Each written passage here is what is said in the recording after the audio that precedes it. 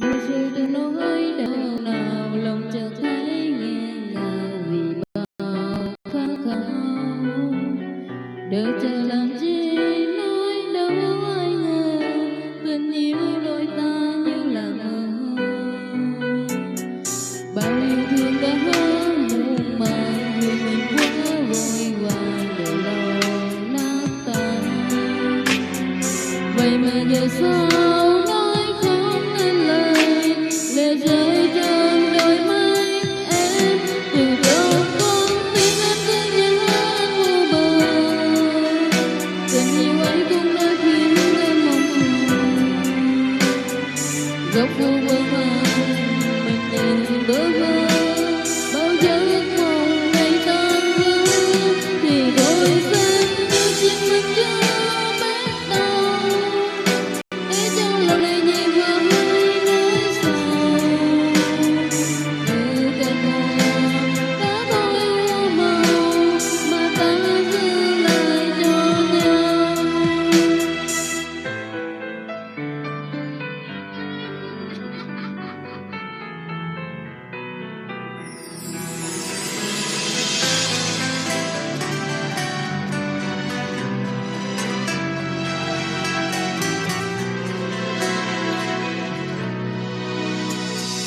Mưa rơi trên nỗi đau nào lòng chợt thấy nghẹn ngào vì bao khát khao. Đời chờ làm chi nói đâu ai ngờ tình yêu đôi ta như là mơ. Bao yêu thương đã muộn màng vì mình quá vội vàng để lo nát tan. Vậy mà giờ sao nói không nên lời, lệ rơi trên đôi mắt em. Từ cơn con biết em cứ nhớ vô bờ, tình yêu ấy cũng đã khiến em mong chờ.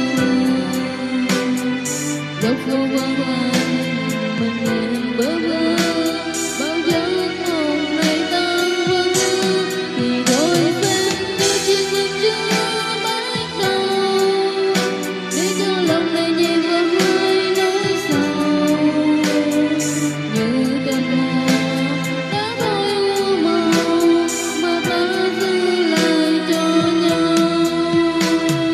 Em xin yêu anh trong cơn mơ, người hãy đến dù là giấc mơ.